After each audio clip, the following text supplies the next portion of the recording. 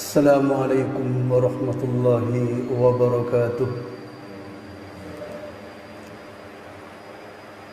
Innal hamdalillah nahmaduhu wa nasta'inuhu wa nastaghfiruh wa natubu ilayhi wa na'udzu bihi min shururi anfusina wa min sayyiati a'malina.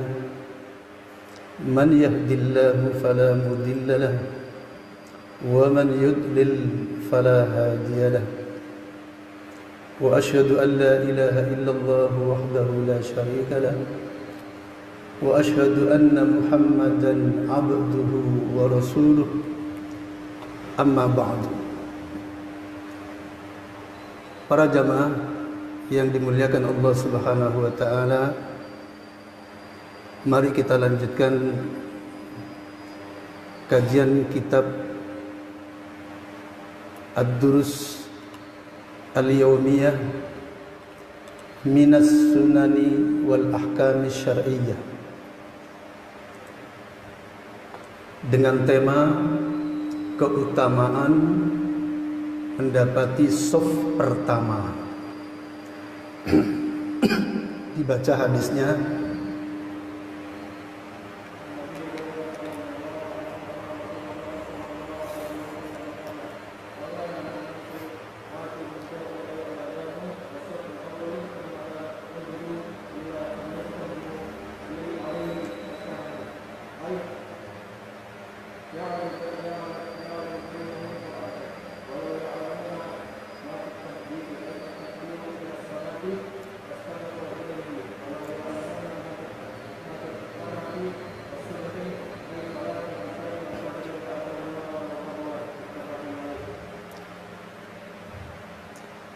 An Abi Hurairah, dari Abi Hurairah radhiyallahu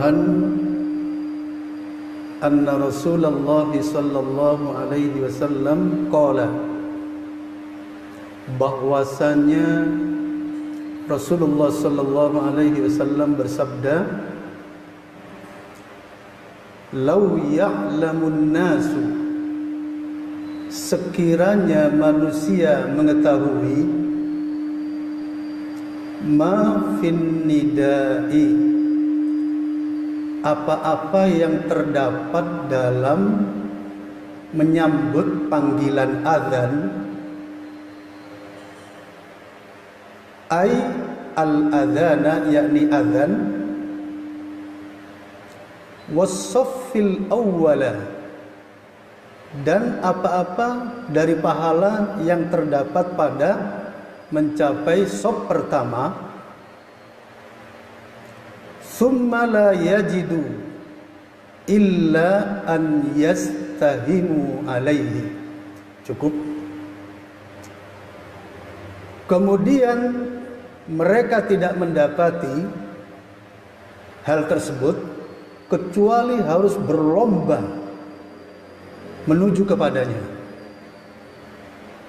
Lastahamu, kata Rasulullah, maka mereka niscaya akan berlomba-lomba. Ai ja'alu bainahum qur'atan, yakni mereka akan membuat undian di antara mereka. Ayo, siapa yang paling duluan? Mereka akan berangkat berpagi-pagian, sementara berjalannya tenang. Karena menuju masjid tidak boleh kayak orang perlombaan kuda, perlombaan kuda, tidak boleh, ya. Atau perlombaan sepeda motor, wah, tidak boleh. Atau perlombaan lari, 1, 2, 3, tidak boleh. Pergi ke masjid, yaitu bil waqar, dengan tenang. Bismillah, dengan berdoa itu ya, doa menuju masjid, jalan biasa. Itulah sunnah menuju ke masjid. Yang dimaksud perlombaan di sini barangkali menuju kepada di mana mereka akan berlomba-lomba siapa yang paling berangkat duluan. Bukan kemudian siapa yang paling kuat larinya, bukan. Nah, ini jangan dianggap begitu. Nanti yang ke dinding tengah, ayo lari. Jangan. Nah, di sini tuntutan pertama berangkatnya adalah bil waqar, yaitu dengan tenang, ya, tenang. Nah, barangkali yang dimaksud berlomba di sini adalah mungkin seseorang akan mengatakan, kalau begitu misalnya sholat zuhur jam 11.30 misalnya. Wah, ini rumah saya jauh dari masjid. Pernah diukur dari rumah sampai masjid itu setengah jam misalnya. Maka dia akan tambah seperempat jamnya. Sekarang waktunya berangkat. Begitu. Hanya untuk apa? Untuk mencapai shaf pertama. Lastahamu, kata Rasulullah. Mereka akan berlomba-lomba. Walau ya'lamuna ma fit tajhiri, sekiranya mereka tahu pahala apa yang akan dicapai oleh orang yang berpagi-pagian, ini secara makna, atau yang dimaksud yaitu berangkat awal. Sekiranya mereka tahu apa yang akan dicapai pahala oleh orang yang berangkat awal-awalan, ai at-tabkir ila shalah, yakni siapa yang paling awal berangkat menuju shalah, lastabaku ilaihi, sungguh mereka akan berlomba kepadanya. Musabaqah, ya, berlomba. Walau ya'lamuna, sekiranya mereka tahu ma fil atamati was subhi, pahala yang terdapat pada salat isya dan salat subuh, ai salatul isya'i wal fajri, yakni pahala yang terdapat pada salat isya dan salat fajar, la atauhuma walau habwan, niscaya mereka akan mendatangi keduanya walau harus merangkak, walau harus ngesot, untuk bisa sampai kepada sholat berjamaah isya dan sholat subuh.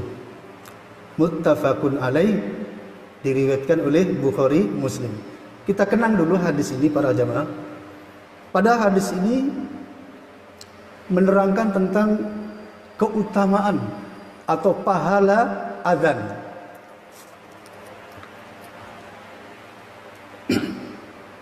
Pada panggilan azan itu ada keutamaan. Lalu bagaimana bagi yang azan? Wah, ini sungguh luar biasa. Azannya saja memiliki keutamaan bagaimana si tukang azan, si tukang bang. Tukang bang artinya tukang azan, tukang panggil-panggil.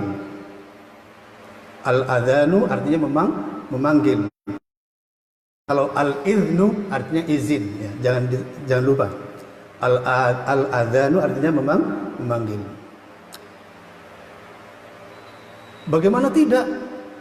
Disebabkan tukang bang, disebabkan tukang azan itu, manusia menuju ke masjid. Karena kalau belum ada tukang azan, manusia masih santai-santai di rumah. Pak, kok nggak berangkat, Pak? Belum azan, gitu. Belum azan, betul nggak kira-kira? Begitu suara azan datang, masya Allah, manusia berduyun-duyun menuju masjid. Gara-gara siapa? Si muadzin. Cuma kadang banyak manusia yang malu, malu azan. Banyak itu. Malu. Siapa dia? Tukang azan. Di mana? Di Masjid Al-Jariyat. Perasaannya, hah? Tukang azan? Ada lagi para jamaah yang dianggap lebih rendah lagi dari itu. Siapa dia? Oh, dia sarplasnya Masjid Al-Jariyat. Apa sarplas itu para jamaah? Hah? Tukang sapu, servis cleaning. Oh, dia tuh servis cleaningnya Masjid Al-Jariyat. Akhirnya apa? Biasa. Wallahi para jamaah, jadi tukang sapu masjid itu bagi saya lebih tinggi daripada jenderal tingkat berapapun. Bagi saya itu. Kenapa ini masjid rumah Allah, bukan warung giras. Masjidu Baitillah. Masjid ini rumah Allah. Kenapa? Karena di dalamnya dipakai untuk beribadah. Setiap bangunan yang di dalamnya dipakai untuk sujud oleh kaum, meskipun kecil, langgar kata orang Jawa, tapi saya nggak mau manggil langgar. Tetap masjid, walaupun tidak untuk sholat berjamaah. Ya untuk sholat, walaupun tidak untuk Jumatan. Untuk apa? Untuk sholat berjamaah, untuk ngaji Quran, untuk baca Riyadhus Shalihin, silakan. Langgar itu bahaya itu. Ternyata ada anak yang sering sholat di situ melanggar, suka nyuri buah di kampung. Oh, apa kata orang kampung? Warek langgaran itu apa? Nah, na'udzubillah. Sebut saja masjid para jamaah. Sebut saja masjid. Setiap bangunan yang di situ dipakai sujud oleh kaum, maka namanya apa? Masjid Baitullah. Jadi tukang bersih masjid rumah Allah lebih mulia daripada dunia seisinya. Jangan dianggap remeh. Saya sampai hari ini demi Allah masih jadi tukang sapu masjid. Demi Allah. Kalau nggak ada yang nyapu siapa lagi? Ya saya. Memang sejak kecil sudah saya rencanakan. Ya Allah, kalau Engkau mau jadikan aku di dalam Islam orang yang terbesar ya Allah. Kalau enggak ya Allah, jadilah saya misalnya imam masjid ya Allah. Atau imam bagi majelis Quran misalnya ya Allah. Paling tidak ya Allah, ini saya katakan demi Allah. Paling tidak ya Allah, jangan sampai Engkau tidak menjadikan aku walau hanya sekedar jadi tukang sapu masjid saja ya Allah. Jangan ya Allah, jadikan aku tukang sapu masjid. Agar apa? Agar saya termasuk hati yang mu'allikina bil masajid, yang hatinya terpaut dengan masjid. Karena ada hadis tentang 7 golongan masuk surga, 7 golongan mendapatkan naungan pada saat tidak ada naungan kecuali naungan Allah. Kapan? Di hari kiamat. Salah satunya apa? Warajulun qalbuhu mu'allaqun bil masajidi. Seseorang yang hatinya terpaut dengan masjid-masjid. Nah, terpaut itu banyak hal. Salat berjamaah di dalamnya, ikut majelis taklimnya, ikut jadi membernya. Membernya apa ya? Membernya. Bahasa keren ini. Yang tukang ngasih uang itu apa namanya? Donaturnya. Sekarang ada member. Ya. Jadi donaturnya, jadi tukang azannya, jadi tukang sarplasnya, itu namanya hati yang terpaut dengan masjid. Soal dibayar oleh masjid wajar, wong dia mengabdikan diri 24 jam untuk masjid. Lah kalau nggak dibayar, lah untuk anaknya apa? Makanya ulama akhirnya membolehkan. Lah kalau tidak, anak istrinya mau dikasih apa? Bahkan kalau saya punya kekuatan, tukang sarplas masjid ini wajib UMR. Pak Selamat, insya Allah ya. Saya merencanakan, ketika Allah memberi kekuatan kepada saya tunjuk. Pak Mir, tolong tunjuk ini. Saya yang tanggung jawab. UMR. Kenapa? Mulia. Supaya dia terfokus. Wallahi para jemaah. Masih banyak masjid menganggap remeh. Guru TPA 1 bulan cuma 150. Kurang itu. Guru TPA itu mulia lagi itu. Mulia lagi dia. Yang mengantarkan anak-anak masyarakat dari alif ba ta sa jim sampai menghatamkan Al-Qur'an, itu luar biasa. Kalau takmir punya kekuatan, bayar dia UMR atau lebih. UMR berapa Surabaya? 4 juta. Saya berani 5 juta untuk guru TPA. Kenapa? Dia mulia sekali, mengangkat anak-anak kaum apa? Dari alif ba ta sa jim sampai hafal Quran. Luar biasa itu. Kaum muslimin masih banyak yang belum tanggap dalam masalah ini. Mestinya guru-guru TPA itu yang lebih dimahalkan supaya semakin banyak anak-anak masyarakat yang menghafal Quran. Ya, apa boleh buat, karena belum saya sampai hari ini masih ya Allah, belum bisa ya Allah, belum bisa. Kalau bisa ya Allah, saya eksis ya Allah. Wallahi para jamaah.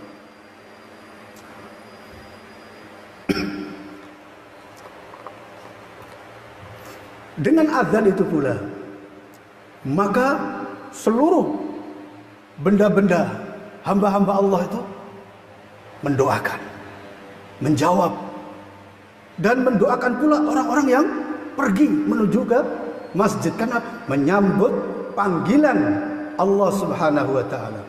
Berhenti pekerjaan, semua pekerjaan dihentikan dalam rangka suara azan. Jangan sampai dibiasakan suara azan sudah dikumandangkan masih bekerja, takut nanti dilaknat oleh Allah Subhanahu wa taala sehingga hidupnya tidak pernah ada barokah. Nauzubillah. Saya ulangi lagi ya.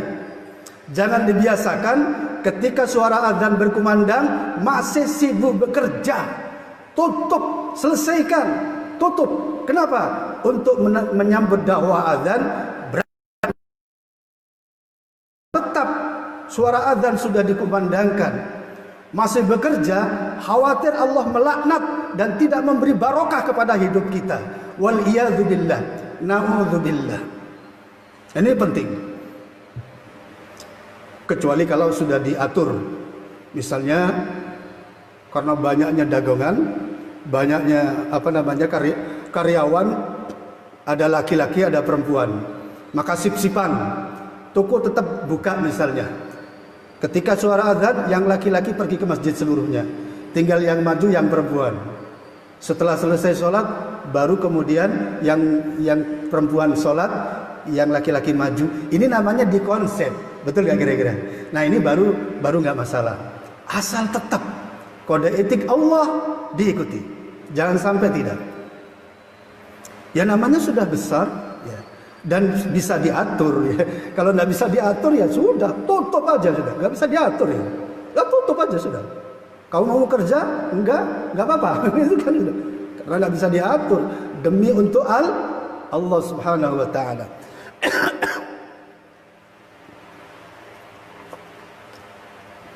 Wasafil awal, saf yang pertama ini juga mengandung keutamaan yang besar. Apa diantaranya? Wallahu ta'ala, Allah yang maha tahu. Tapi bisa dibaca kok. Orang yang bisa mencapai saf pertama itu siapa? Nah di sini para jamaah, betul gak kira-kira? Manusia yang bisa mencapai saf pertama setiap sholat jamaah ditentukan, setiap sholat jamaah ditegakkan, itu manusia apa gitu loh? Manusia siapa dia? Kalau enggak manusia pilihan, kalau enggak manusia yang ketakwaannya di atas segala-galanya. Subhanallah. Makanya ini bisa dibaca meskipun kita tetap kembalikan wallahu a'lam, itu pasti itu. Tapi bisa kita baca kok. Nah, yang namanya orang selalu memasuki saf pertama, itu siapa dia? Kan orang yang selalu tanggap, selalu istiqomah, suara azan, slide, berangkat. Ya Allah, bismillah, berangkat. Bismillah ya Allah, berangkat. Bismillah ya Allah, berangkat. Siapa dia? Al-Muttaqi, seorang yang bertakwa. Allah ayat 13, inna akramakum Allahi atqakum. Sesungguhnya manusia yang paling mulia di sisi Tuhan kamu adalah yang paling bertakwa di antara kalian. Orang yang bertakwa ketika azan ditentukan, dibangkan, subhanallah, dia tidak akan pernah tenang kalau belum dia berangkat. Itu orang yang bertakwa. Sebagaimana ketika jihad ditegakkan, jihad Islam, dia pun tetap akan berusaha berangkat, bahkan mencapai jihad yang paling utama, paling depan.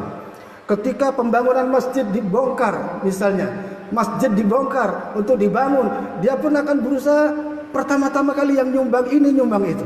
Kenapa? Orang yang bertakwa dan miskin, nggak bisa nyumbang, nggak bisa. Dia orang yang paling menangis dan paling deras air matanya. Ya Allah, saya tidak bisa ya Allah, belum bisa ya Allah. Berilah aku besok ya Allah. Besok nggak bisa, berilah aku besok ya Allah. Berilah aku besok, berilah aku sore ini ya Allah. Itu orang yang bertakwa. Itulah ciri-ciri takwa para jemaah. Ciri-ciri orang bertakwa itu seperti itu. Dia akan selalu mengedepankan apa yang untuk Allah daripada untuk dirinya dan keluarganya. Itu takwa. Dalam berbisnis, dia akan berusaha yang halalan thayyibah. Kalaupun ada yang sedikit haram, dia akan buang itu. Ada haramnya, tidak. Dia akan rela mendapatkan bagian yang sedikit, tender yang paling murah kalau berbisnis, selama tidak ada unsur haramnya. Kenapa? Dia mendahulukan Allah daripada apa? Daripada ambisinya mencapai uang. Itulah orang yang bertakwa dan bisa dipikir dalam segala hal seperti itu, terutama dalam mencapai sop yang pertama. Sudah pasti orang yang mencapai sop yang pertama sudah pasti manusia yang paling utama dalam takwanya. Semoga kita bisa. Kemudian pahala daripada berpagi-pagian. Makna berpagi-pagian dalam masalah ibadah artinya datang awal sebelum yang lainnya. Dan ini nampaknya belum ada di antara kita. Belum ada di antara kita yang berangkat awal itu artinya sebelum azan sudah datang. Tapi kalau sesudah azan atau azannya datang awal, sudah ada beberapa di sini. Sehingga suara azan itu kedengaran dari rumah. Oh, si fulan azan. Berarti dia yang pertama, betul nggak kira-kira? Si fulan adzan, berarti dia yang pertama. Sudah beberapa hamba Allah sudah saya kantongi namanya, dan saya selalu berdoa, ya Allah, jadikan dia istiqomah ya Allah. Sudah ada di sini nama-nama fulan. Kalau nggak fulan duluan, fulan duluan. Kalau nggak fulan duluan, fulan duluan. Masya Allah. Ya, saya berdoa untuk mereka. Sebagaimana yang datang awal saya berdoa, yang pulang terakhir saya juga berdoa. Kadang ada hamba Allah itu seperti itu. Datang awal, pulang terakhir, setelah yang lain sudah pada bersih. Bersih. Maaf, saya katakan bersih. Itu kenapa? Sudah kholas. Sudah sampai di rumah. Ternyata dia masih nunggu sholat suruh ternyata. Nah, contohnya seperti itu. Ada juga hamba Allah yang datangnya selalu terlambat, tapi pulangnya datangnya terlambat karena memang bekerja dia. Bahkan masbuk terkadang sampai masjid sudah tidak ada jamaah. Artinya sudah selesai sudah salam. Namun dia pulangnya masih terakhir sambil baca Quran. Kadang Isya tidak pulang, Maghrib sampai Isya tidak pulang di sini. Ada juga yang seperti itu, macam-macam hamba Allah. Ya sebenarnya nggak masalah karena masing-masing ada program masing-masing ya. Mungkin mau ke sana, mungkin mau ke situ begitu ya. Mau belanja, ada ketemuan, nggak masalah. Ya masing-masing kelebihan dan kekurangan. Berlomba-lomba untuk mencapai datang awal. Ini juga termasuk bagian dari fadilah dalam sholat. Yang terakhir tentang sholat isya dan sholat subuh. Nah ini Allah jadikan sholat isya dan sholat subuh itu ukuran penting bagi seseorang muslim. Allah jadikan sholat isya dan sholat subuh ukuran tersendiri untuk menilai siapa dia. Ini luar biasa. Lantas apa sholat yang lain lebih rendah? Enggak. Cuman nanti kesimpulannya siapa dia itu Allah melihat di mana? Salat Isya, salat subuh. Salat Isya berjamaah atau tidak? Salat subuh berjamaah atau tidak? Ketika kata Rasulullah, ketika banyak orang salat Isya-nya keteteran tidak berjamaah, salat subuhnya juga keteteran tidak berjamaah, apa kata Rasulullah sallallahu alaihi wasallam? Siapa yang hafal hadisnya? Salat afqalus salati alal munafiqi salatul isya'i wa salatus subhi. Kata Rasulullah sallallahu alaihi wasallam, salat isya, salat yang paling berat atas orang munafik yaitu salat isya dan salat subuh. Subhanallah, Allah jadikan salat isya dan salat subuh itu adalah ukuran siapa orang ini. Masyarakat muslim secara umum, khususnya di negeri kita ini, paling banyak masjid salat berjamaah itu salat apa? Salat maghrib. Wah, ini kalau salat maghrib paling banyak. Karena habis pulang dari pabrik jam 4 sampai rumah kira-kira jam 5, setelah itu mandi-mandi, makan, kan masih segar, berangkatlah mereka ke masjid. Ya alhamdulillah masih ingat masjidnya. Kalau kemudian setelah makan, minum, kemudian sinetron, wah ini bahaya ini. Alhamdulillah umat Islam sholat maghrib di desa pun, sholat maghrib itu ramai di desa. Jadi ada yang fanatik berangkat menuju masjid. Alhamdulillah masih. Cuma sholat isya-nya ini yang memang berat. Karena jalan sudah mulai peteng kan, mulai gelap. Sekarang sih ada listrik. Kalau zaman dulu tempat saya gak ada listrik, pakai oncor. Ini bisa di tempat di desa. Memang isya luar biasa.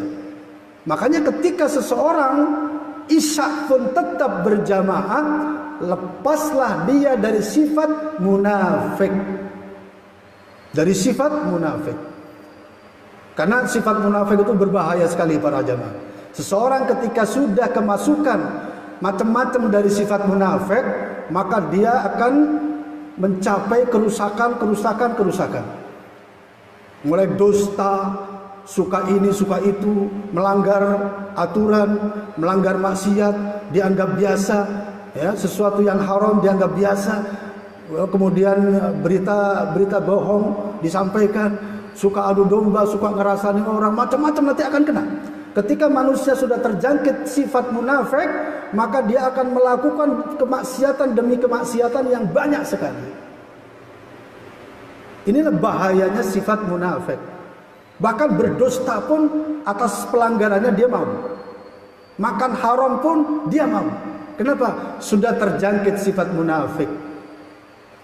Maka bagaimana cara menetralisir diri supaya sifat munafik itu hilang pada dirinya? Caranya gampang, yaitu istiqomahkan sholat isya berjamaah. Waduh, pertama berat, nggak apa-apa, lanjutkan terus. Waduh, pertama masbuk, nggak apa-apa, lanjutkan terus sampai nanti istiqomah. Saat itulah insya Allah akan menjadi manusia yang terhormat, akan menjadi manusia yang tipis kalaupun ada nifaknya.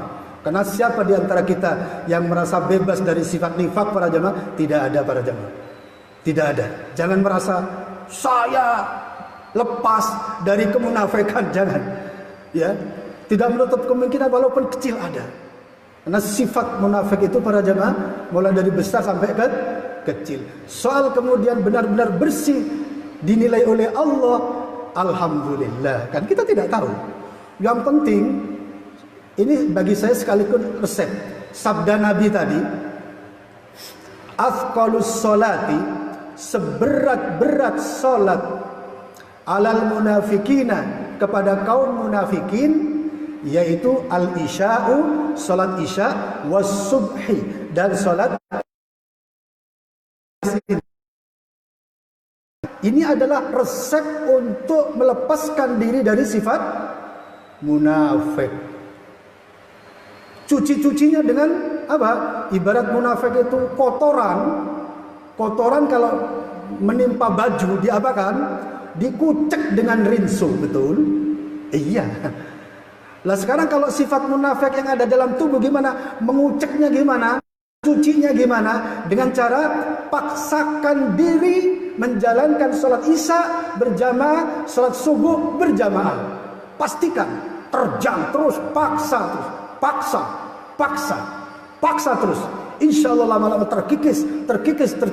Tiba-tiba menjadi orang yang jujur, tiba-tiba menjadi orang yang takut maksiat, tiba-tiba takut kalau itu haram, tiba-tiba takut kalau berkata dusta dan lain sebagainya. Itu adalah bentuk peningkatan karena istiqomahnya sholat berjamaah Isya. Jadi tolong sampaikan kepada siapapun, kalau sampai ingin mencuci diri dari sifat munafik, pastikan dua hal. Apa? Istiqomah, sholat Isya dan sholat subuh, insya Allah. Kata Rasulullah, sekiranya manusia itu tahu pahala yang terdapat pada sholat Isya dan sholat subuh, apa kata Rasulullah? La atauhuma walau habwan. Sungguh mereka akan mendatangi sholat Isya dan sholat subuh tadi meskipun harus merangkak, kalau bahasa Jawanya meskipun harus ngesot. Kenapa? Saking utamanya ketika seseorang itu paham, tahu. Kenapa? Dia tidak ingin ketinggalan. Ini pahala besar ini. Saya tidak boleh ketinggalan. Saya harus dapat. Orang-orang lain dapat, saya juga harus dapat ini. Sehingga akhirnya apa? Waduh, sakit. Merangkak. Tidak apa-apa. Atau karena debu bisa mensucikan. Betul nggak kira-kira? Cukup nanti dikusap begitu aja terus naik ke masjid, nggak apa-apa. Selama memang tidak ada sesuatu yang benar-benar najis. Langsung naik aja. Kenapa? Waduh, sakit ya. Nggak ada yang memapah. Pernah seorang Abdullah bin Maktum datang ke Rasulullah. Ya Rasulullah, antara rumah dengan masjid adalah hutan belantara dan banyak serangga, dan saya tidak mempunyai seorang penuntun yang setia, yang artinya setiap saat siap membopong dia karena dia buta. Dia harus jalan merangkak pakai teken ke Abdullah bin Maktum, si tukang azan. Kalau awal-awal tukang azan kok. Apakah boleh saya sholat di rumah ya Rasulullah? Saat itu belum ada wahyu turun. Nabi diam saja. Kemudian Abdullah bin Maktum pamitan. Sesampainya di pintu baru turun wahyu. Maka Nabi bertanya, asami'tumun nidha'a? Apakah kalian mendengarkan azan? Coba. Yang tanya satu orang, Nabi bertanya pakai jamak. Apakah kalian? Ini menunjukkan apa? Wong Surabaya barang gitu loh. Wong Surabaya kena ini. Apakah kalian mendengarkan suara azan? Apa kata Abdullah? Ya Rasulullah. Apa kata Rasulullah? Fa'ajib walau habwan. Sambutlah suara azan itu meskipun kamu harus merangkak. Lah kita kan belum merangkak. Betul gak kira-kira? Saya kemarin sakit. Belum merangkak. Wah, belum merangkak ini. 2 kali sholat di rumah hanya karena pusing. Kalau seandainya pusingnya nggak ada, nggak layak saya sholat di rumah. Sholat subuh 2 kali di rumah karena pusing. Begini, apa namanya itu? Ya pusing. Begitu pusingnya nggak ada, cuma lelahnya kaki aja, berangkat meskipun tertatih-tatih. Tok nanti bisa duduk di masjid. Abdullah bin Mas'ud pernah menceritakan hadis panjang sekali, di mana menceritakan tentang para sahabat. Tekad para sahabat itu ketika dia sakit, berharap ada orang yang membopongnya, ada 2 orang yang membopongnya untuk sekedar meletakkan dia dalam sholat. Itulah tekad semua sahabat Nabi Shallallahu Alaihi Wasallam.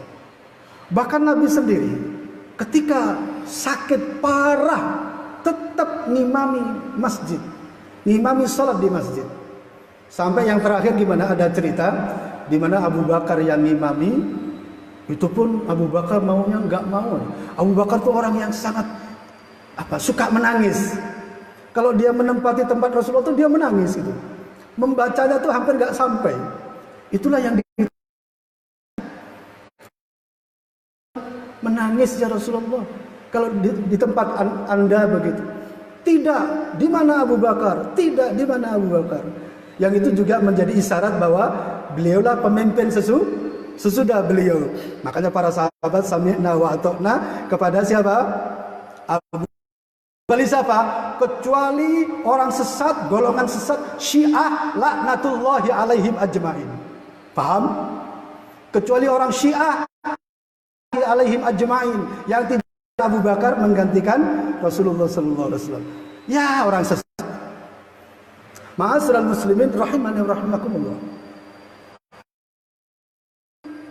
Saat Rasulullah masih merasa bisa sampai ke masjid, akhirnya Rasulullah pun berusaha sampai ke masjid. Pada saat begitu Rasulullah merangsek ke arah di belakang Abu Bakar, para sahabat melihat Rasulullah ada, Rasulullah pun batuk-batuk. Atau mungkin apa kalau laki-laki? Subhanallah, subhanallah. Maka Abu Bakar tahu ini Rasulullah datang. Maka Rasulullah pun mau mundur. Maka kemudian Abu Bakar dikatakan oleh Rasulullah, maka anak kata Abu Bakar. Teruskan. Kemudian Abu Bakar meneruskan di tempat yang ngimami. Maka Rasulullah yang ngimami, Abu Bakar tetap di tempat sebagai tukang apa namanya? Ya melanjutkan gitu. Rasulullah Allahu Akbar, Abu Bakar Allahu Akbar. Karena Rasulullah duduk. Maka kemudian masyarakat diwakili oleh Abu Bakar, sementara Abu Bakar diimami oleh siapa? Oleh Rasulullah sallallahu alaihi wasallam. Dan hadis ini juga menunjukkan bahwa Rasulullah itu dalam keadaan apapun dia imam. Paham ya?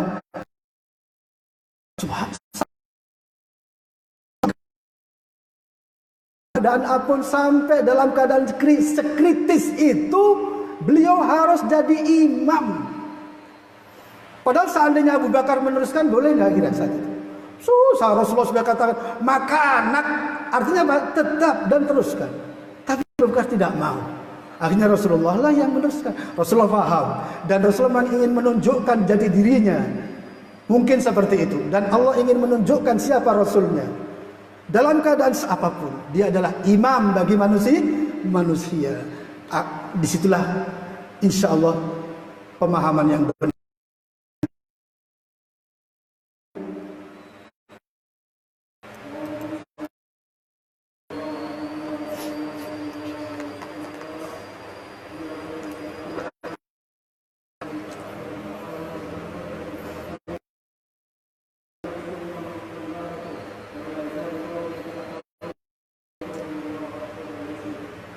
Kitab ini bagus sekali, bagi yang punya kitab bisa untuk dihafalkan. Bisa itu.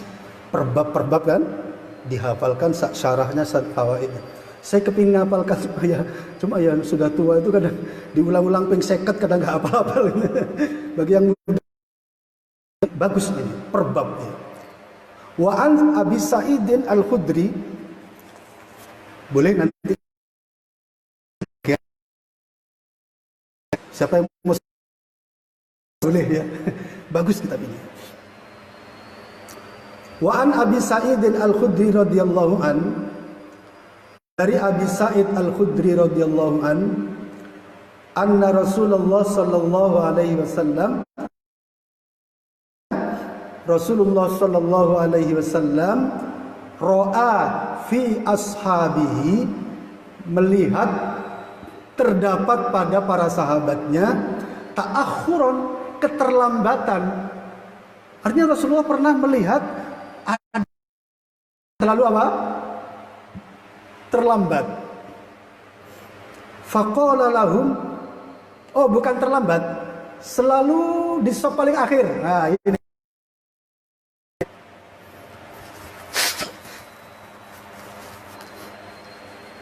Ada para sahabat yang selalu di sop paling akhir. Nah ini, ada nggak?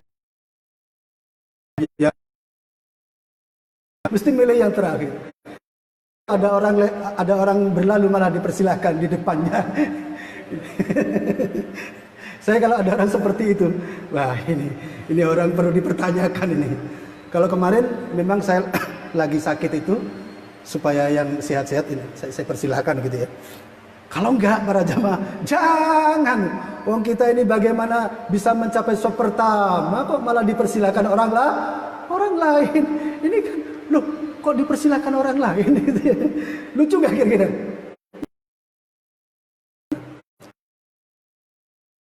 Kok monggo Pak, monggo Pak. Ya sampean lah yang duluan, wong sampean yang dapat duluan kok. Lo dari rumah cita-citanya apa? Saya nggak apa-apa, sop paling terakhir juga nggak apa-apa. Wah nanti itu kalau jadi lambang masuk surganya terakhir gimana? Maaf Pak, ini saya bagus sekali ini. Apa yang saya terangkan ini, saya terus terang untuk diri saya. Kalau saya dalam sholat 5 waktu selalu berangkat terakhir, jadi masbuk terakhir, saya khawatir nanti di akhirat saya dipanggil paling terakhir. Setelah semua jamaah masuk surga semuanya, baru Ridwan maju. Wah, sudah 100 juta tahun baru dipanggil. Yang lain sudah pada minal mutaqaddimin ilal jannah. Orang yang paling duluan masuk surga. Setelah ribuan orang sudah selesai, ratusan ribu sudah selesai, baru dipanggil. Kenapa? Ujung-ujungnya kalau masalah ibadah di dunia mesti paling terakhir. Saya khawatir para jemaah. Saya punya pemahaman bahwasanya untuk urusan akhirat itu para jemaah, dan itu banyak ayat, banyak dalil yang menyebutkan untuk urusan akhirat para jemaah, seberapa tinggi derajat seseorang adalah sesuai dengan seberapa berat ibadahnya di dunia. Seberapa berat, seberapa istiqomahnya, seberapa ikhlasnya, seberapa sesuai dengan Quran dan sunnahnya, itu juga menentukan. Semakin tinggi, semakin tinggi. Semakin bawah, semakin bawah. Semakin aras-arasen, ya nanti namanya aras-arasen. Orang aras-arasen itu seperti apa sih para jemaah? Yang namanya aras-arasen gimana? Pak, sudah azan itu loh Pak. Sik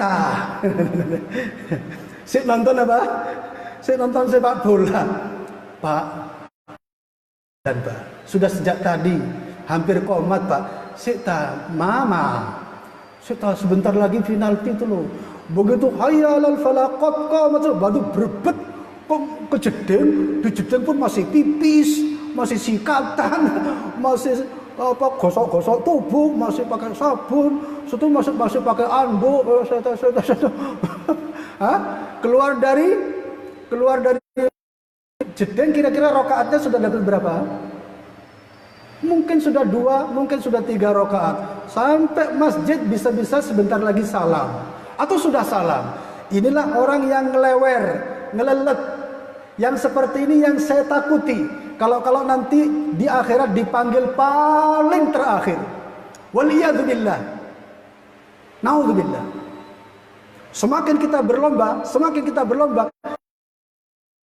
semangatnya semakin dekat dengan surga insyaallah. Semoga kita, keluarga kita, anak-anak cucu kita termasuk minal musabikina ilal masajidi. Orang-orang yang senantiasa berlomba-lomba menuju masjid-masjid Allah. Ini pernah ada orang selalu di sop paling terakhir. Rasulullah tahu itu. Oh, ini orang ini mesti milih sop terakhir. Apa kata Rasulullah? Taqaddamu fa'atimmu. Fa'atimmu bi. Taqaddamu fa'atimmu. Artinya apa? Majulah dan sempurnakanlah sop bersamaku. Dan sempurnakanlah sop bersamaku, kata Rasulullah. Wal ya'tamma bikum man ba'dakum, dan agar orang-orang yang datang belakangan mengikuti sop kalian. Oh, ini datangnya awal kok malah orang-orang, ayo Pak, monggo Pak. Ini jangan, yang maju duluan, maju ke depan duluan. Kemudian agar orang yang datang berikutnya juga mengikuti langkahnya. Sehingga sop pertama penuh, sop kedua penuh, sop ketiga penuh. Tapi yang datang duluan jangan mempersilahkan orang untuk mencapai sop di depannya. Jangan. Itu keutamaanmu, jangan kau berikan orang lain. Jangan. Saya kalau melihat orang seperti itu, aneh orang itu. Ajib. Luar biasa. Dia datang, sudah ada kesempatan mencapai sop pertama, malah akhirnya apa? Monggo Pak, monggo Pak. Atau Atau gara-gara dia orang Jawa mungkin ya. Apa? Orang Jawa itu kan apa? Apalagi orang Solo. Monggo, ya kan? Silakan ngalah. Loh Pak, sampean kok nggak ngambil sop? Itu hak sampean. Enggak, saya mau ngalah. Bagus sekali ya. Tapi ini urusan kehormatan. Jangan terlalu apa ya? Ya enggak, ini bukan tempatnya. Bukan tempatnya. Sekarang kita berlomba untuk mencapai keutamaan, bukan soal wong Jawa, bukan. Totok kromo juga bukan. Sudah mencapai sop yang pertama. Kemudian apa kata Nabi? Wala yazalu qaumun, dan tidak henti-hentinya suatu kaum yata'akhkharuna, terakhir, terlambat, hatta yuakhiruhumullah, sampai oleh Allah dijadikan orang yang terakhir, orang yang terlambat dalam segala hal. Rizkinya terlambat, kesehatannya terlambat, kehormatannya terlambat, dan Allah jadikan semuanya terlambat. Na'udzubillah. Ya, jadilah manusia yang benar-benar diperhatikan oleh Allah. Selalu diperhatikan kebaikannya, keutamaannya, keluarganya, kehormatannya, pembagian rizkinya, pembagian kemuliaannya Allah berikan secara baik dan sempurna. Kapan? Ketika dia benar-benar berusaha yang paling pertama. Ini ancaman dari Rasulullah. Tidak henti-hentinya seseorang selalu berakhir, selalu terlambat, selalu terakhir dalam saf, sampai Allah menjadikan dia orang yang paling terlambat. Na'udzubillah. Hadis berikutnya.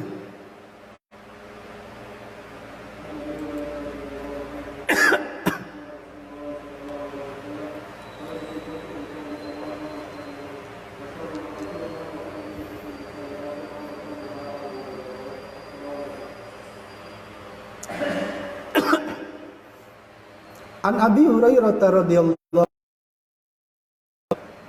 qala Rasulullah sallallahu alaihi wasallam, Rasulullah sallallahu alaihi wasallam bersabda, khairu sufufir rijali, sebaik-baik saf kaum laki-laki adalah yang pertama, akhiruha, yang paling jelek adalah yang paling terakhir. Wa khairu sufufin nisa'i, dan sebaik-baik saf kaum wanita akhiruha, yang paling terakhir. Wa syarruha, dan yang paling jelek awwaluha, yang pertama. Akhrajahu Muslim. Hadis ini diriwayatkan oleh Imam Muslim. Mari kita kenang sedikit hadis yang terakhir ini. Sebaik-baik saf laki-laki adalah yang pertama. Berarti bagaimana cara membentuk saf? Pertama di belakang imam. Kalau lebih dari 2 orang. Kalau cuma 2 orang, imam dengan makmum, maka jejer. Makmumnya diletakkan di sebelah kanan, imamnya di sebelah kiri. Dan ini pernah terjadi antara Abdullah bin Abbas bersama Rasulullah sallallahu alaihi wasallam. Maunya Abdullah bin Abbas menghormati Nabi, maka Nabi diletakkan di kanannya. Ya jejer.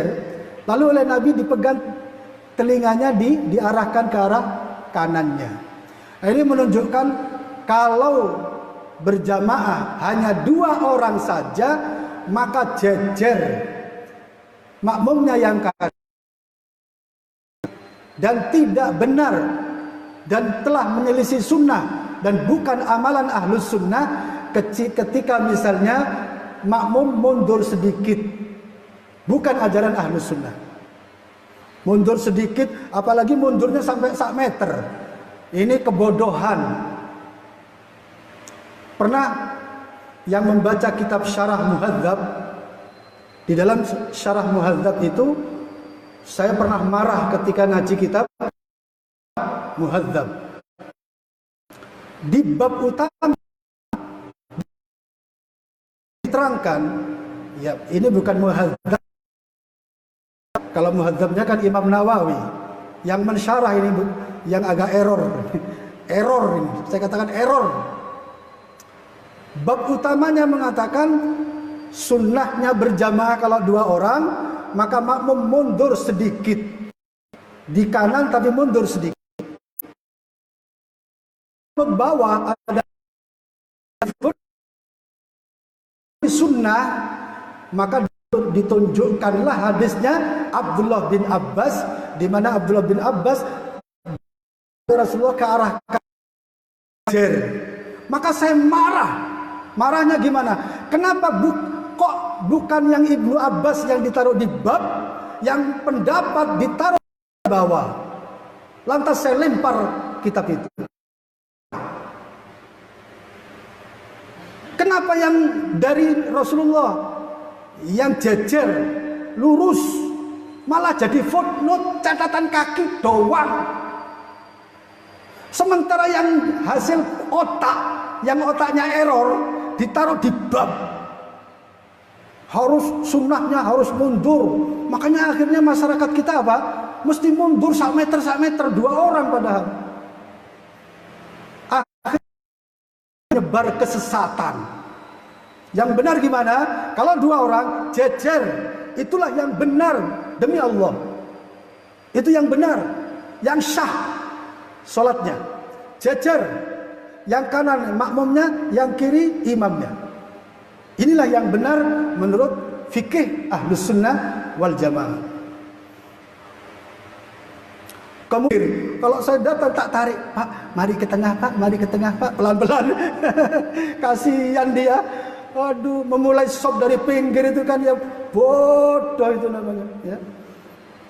Kemudian yang paling terakhir, kenapa dalam sop laki-laki disebut yang paling jelek? Karena yang paling terakhir itu nanti yang palingnya wanita. Hanya di situ. Apa boleh buat kalau memang sudah dapat yang terakhir? Betul nggak kira-kira? Cuman apa namanya? Hikmahnya sop lebih jelek daripada yang pertama-pertama. Begitu juga yang wanita. Kenapa yang paling depan? Karena yang paling dekat dengan laki-laki. Maka yang paling terakhir yang paling baik. Bukan berarti terlarang, tidak. Artinya apa? Mutu softnya jelek begitu loh, karena berdekatan.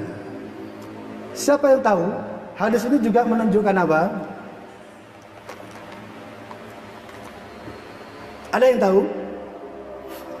Sop laki-laki paling jelek yang belakang, sop wanita yang paling jelek yang paling depan. Hadis ini menunjukkan apa?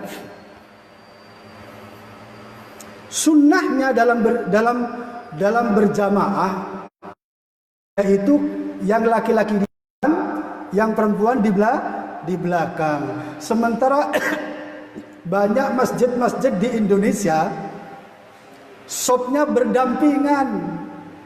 Yang kanan laki-laki, yang kiri perempuan, cuma ditutup dengan kain. Akhirnya apa? Anak-anak muda saling antem-anteman surat di situ. Betul gak? Saya masih teringat para jamaah dan saya berdosa pada Allah. Saya masih teringat di pondok pesantren di mana saya dulu belajar juga begitu. Berdampingan kanan dan kiri, hanya ditutup dengan kelambu gitu saja. Ya anak-anak putri kalau terawih itu, santri putri ikut terawih, ya saling batuk-batukan. Kata santri putra, berarti tahu dia, oh ini batuknya Sri Wahyuni. Kan di sekolah dia tahu batuknya seperti apa. Di terawih diterapkan itu, sehingga teman dekatnya yang di sekolah, oh Sri Wahyuni ngasih ucapan salam. Berdampingan kanan dan kiri. Itu terjadi di masyarakat, bahkan secara umum dalam organisasi itu seperti itu. Sop itu apa? Laki-laki kanan, perempuan di kiri. Di masjid-masjid besar pun seperti itu. Itu bukan masjid Ahlus Sunnah wal Jamaah. Masjidnya Ahlus Sunnah wal Jamaah, sop itu adalah yang depan laki-laki, yang belakang perempuan. Itulah yang benar. Terus kalau memang terpaksa, yang terpaksa itu siapa? Jurus. Betul gak kira-kira? Mestinya harus diatur sejak pertama apa? Bikin miniatur. Betul gak kira-kira? Ini lokasi sekian. Dia sudah untuk laki-laki sekian, untuk perempuan sekian di belakang. Nah nanti ada sekat berupa tembok. Wah itu baru miniatur yang baik. Ya, yang terjadi enggak sejak awal bikin masjid otaknya sudah nanti laki-laki di kanan, perempuan di kiri, akhirnya pas senggol-senggolan itu. Ya, belum pernah terjadi di pesantren itu. Keber itu ditabrak angin, terbuka itu pada jamaah. Pas saya juga di pinggir itu, si fulana berdekatan dengan saya, gitu. Wallahi. Ya, kalau saya berusaha di depan juga. Wallahi, kadang punyai di depan. Orang milih di depan, karena yang di samping itu orang tua, punyai grup keluarga itu, masya Allah. Ya, mereka cerita, Ridwan kamu ini, iya bu ini. Kenapa kalau di belakang nanti kerumuh waktu itu kayak husuk. Jadi masjid adalah yang memposisikan perempuan di kiri, kan laki-laki di kanan. Itu kurang tepat. Yang tepat perempuan di belakang. Ya harus setting. Kalau dirubah carikan dana supaya perempuan di belakang. Ini bisa difahami dari hadis ini. Baru tahu? Masya Allah ya kan? Baik, syarahnya.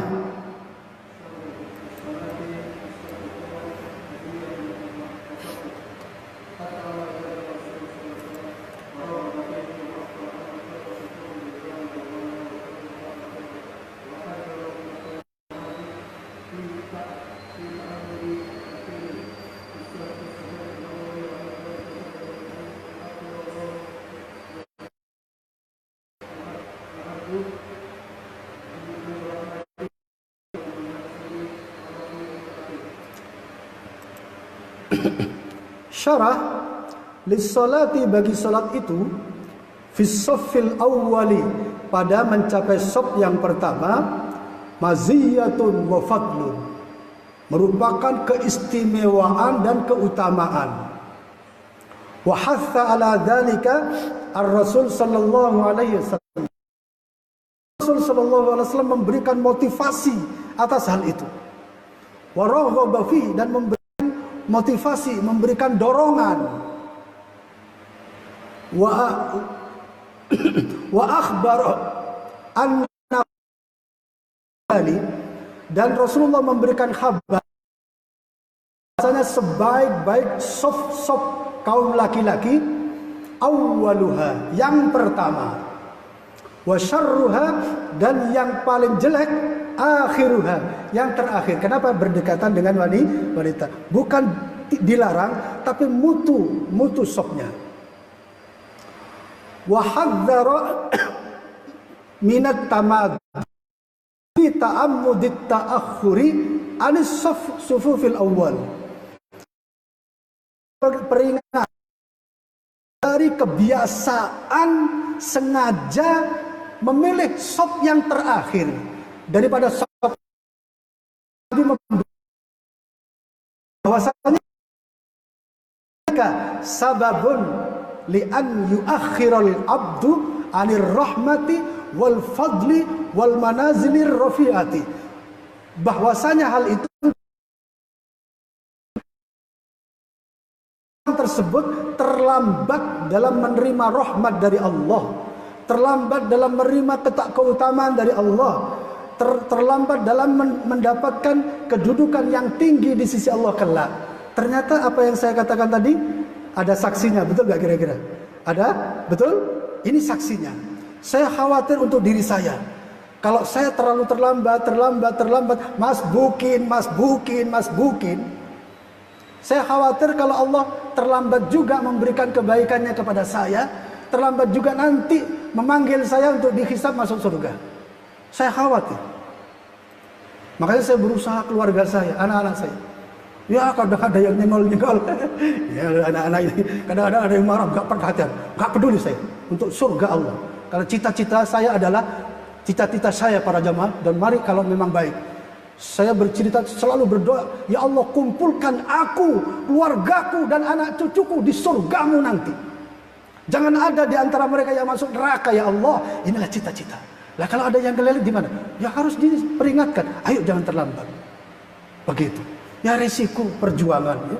Perjuangan insya Allah lah. Selama ikhlas, insya Allah semua keluarga masuk surga. Wah, bisa reuni akbar, bisa rujaan. Ayo gado-gado, apalagi rujak ulek, masya Allah. Susu apa?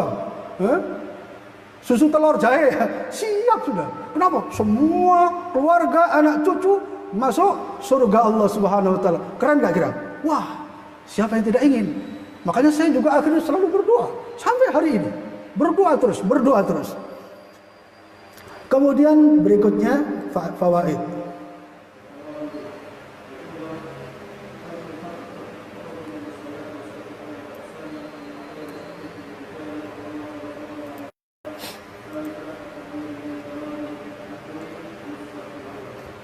Faidah idhamu fadlit taqaddumi, besarnya fadilah berdahuluan lis salati, menuju salat, was-saffil awwal, dan saf yang pertama. Yang kedua, anna khaira sufufir rijali, bahwasanya sebaik-baik saf-saf kaum laki-laki, awwaluha, yang pertama, wa syarruha, dan yang jelek mutunya, akhiruha, yang terakhir.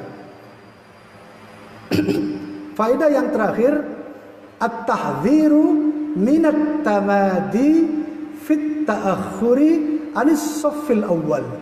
Tahdzir, warning, dari membiasakan diri terlambat dari saf yang pertama. Larangan apa? Warning ini. Ya, pokoknya kalau urusan ibadah para jamaah, bawa keluarga untuk paling cepat daripada yang lain. Itulah yang benar. Semoga kita termasuk di antara yang senantiasa